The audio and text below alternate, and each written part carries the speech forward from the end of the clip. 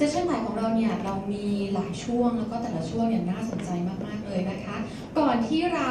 จะเข้าสู่ในเซสชั่นอย่างเป็นทางการมีท่านใดที่ไปเดินภายในงานในห้องบอลรูมมาแล้วบ้างคะมีท่านไหนไปเดินมาแล้วบ้างเอ่ยท่านที่ยังไม่เดินนะคะเดี๋ยวเราจะมีเป็นรอบทัวร์เป็นพิเศษสำหรับท่านที่จะไปเดินชมงานนะคะก็จะมีเจ้าหน้าที่จาก NIA ค่ะพาทุกท่านเดินชมแต่ละจุดพร้อมให้ข้อมูลให้กับทุกท่านได้แบบครบถ้วนและท่านใดที่มีคำถามก็สามารถสอบถามได้กับทางเจ้าหน้าที่ของ NIA ได้เลยในขณะที่เดินทัวร์นะคะเอาละค่ะสำหรับเซสชันนี้นะคะจะเป็นในหัวข้อของนวัตกรรมด้านสังคมเพื่อโลกอนาคตค่ะโดยมิสเตอร์เรโนเมเยอร์นะคะผู้แทนโครงการพัฒนาแห่งสหประชาชาติประจำประเทศไทยค่ะแต่เนื่องจากว่า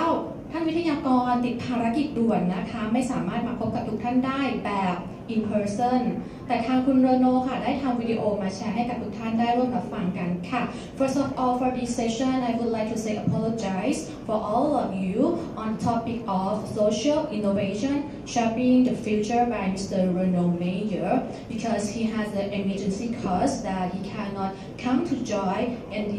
on this session but in person but he made the video and sent us to share this video on his absence please watch it together ขอเชิญรับชมได้เลยค่ะ Hello, my name is Reno Meyer and I'm the representative of the United Nations Development Program, or UNDP in short, to Thailand. It's a pleasure to join you for this session of the Startup and Innovation Thailand Expo 2023. And let me start by thanking our partners and friends from the NIA, the National Innovation Agency, for their invitation for UNDP to join you. I unfortunately cannot be physically there, but I really wanted to send you this video message and not miss the opportunity given to UNDP to share our views, our thoughts, our experience and our activities with all of you when it comes to how social innovation has become absolutely fundamental to move forward on development, including here in Thailand. And let me start by sharing with you a very short, but I think symptomatic and symbolic description of the crazy world we live in today. And the few slides that you will see, capture some of the key messages that I want all of us to have in the back of our heads as we discuss the situation of the world today when it comes to development and how social innovation can really bring change and solutions to this situation. The first one is a very difficult to accept contradiction in the way that we live on our planet, and that's when we know that a third of all the food that we produce in the world actually goes to waste. And at the same time, 1 in 10 people on our planet still go hungry, still cannot get all the food that they need to sustain and grow in a healthy way. Another contradiction that we are all very much painfully aware here in Thailand is how at the same time 7 million people estimated to die from air pollution every year. And at the same time, every few hours we cut 7 million trees. And needless to say that we know that trees are absolutely critical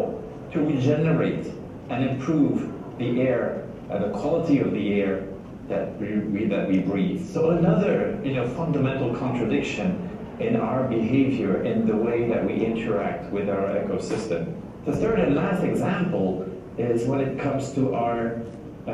ability to find solutions and where to invest the wealth that we have created as humans on this planet. And that's when we realize that despite being fully aware of the problems that we are creating, we end up spending 10 times more on fossil fuel subsidies, lowering the cost of sources of energy that are polluting our ecosystem 10 times more than what we invest in renewable energy. I saw a number of fundamental contradictions in our analysis of the problems that we face and the behavior, the attitude of decision makers, but also of us global citizens and the way that we live on this planet. In addition to those contradictions, there are three big crises that we are currently experimenting. You are all very much aware of, and I just want to name them so that we also realize the challenge ahead of us. And easy to remember, they all start with the letter C. The first one is, of course, COVID-19. The pandemic is mostly behind us, but the virus is still here, and we still see countries going through phases of increases of COVID cases, and we still see long-term consequences of the pandemic among especially the most vulnerable of our citizens. So COVID-19 as a symbol of pandemics, of unknown, surprising events that are mostly due to the way, again, we do not know how to better interact with our ecosystem. This builds on climate crisis, the second big challenge of, I would say, even the century and the years to come. It's more difficult to get people mobilized because the impacts take longer term and longer time to actually really concretize and impact our daily lives. But we are all very much aware that unless we take urgent, immediate climate action and ambitious climate action, our own survival on this planet is threatened. The third C that I want to highlight is a very old crisis, and that's conflict. These conflicts can be very localized. It can have huge impact on, for example, like what we see today with the invasion of Ukraine by Russia. We see how this impacts global trade, the price of commodities, and therefore inflation and the cost of living in countries as far as Thailand from Ukraine. Right? So those three C crises, or this phenomenon that we call polycrises, are really what is currently describing the world in which we live. So after describing all those challenges, let me bring this back to here, to Thailand and the local situation. What we use in UNDP and in the UN in general is the framework of the Sustainable Development Goals. Why? Because the member states, including Thailand, have approved Agenda 2030 in 2015, and inside this agenda are 17 ambitious but very important interrelated goals, from poverty reduction to improving the quality of our environment, to improving health, giving better access to education, creating jobs, making sure that we live in peaceful and just societies. All those issues are captured in the 17 SDGs, and I'm sure many of you, if not all, are familiar with those goals. But let's look at where Thailand stands when it comes to its performance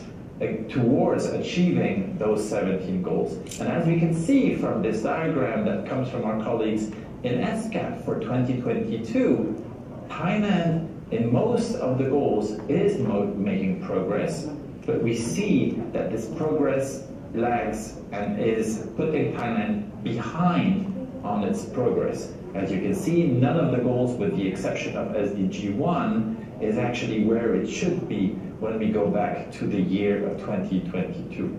But more important to realize is that for at least 2 of the goals, Thailand is not only not making progress, but is actually regressing. And that's on SDG 2 on food security. Remember what I said about the issue of food waste versus the people who go hungry. Well, that's clearly something that Thailand should really pay attention to. And the other goal where Thailand is regressing is on SDG 13, in translating in a lack of action to address the issue of climate change. We know that Thailand is highly vulnerable to climate change because of its geography, and here we see that much more is needed if Thailand wants to make progress and achieve the goal on climate action. So all those situations, those issues that I'm raising,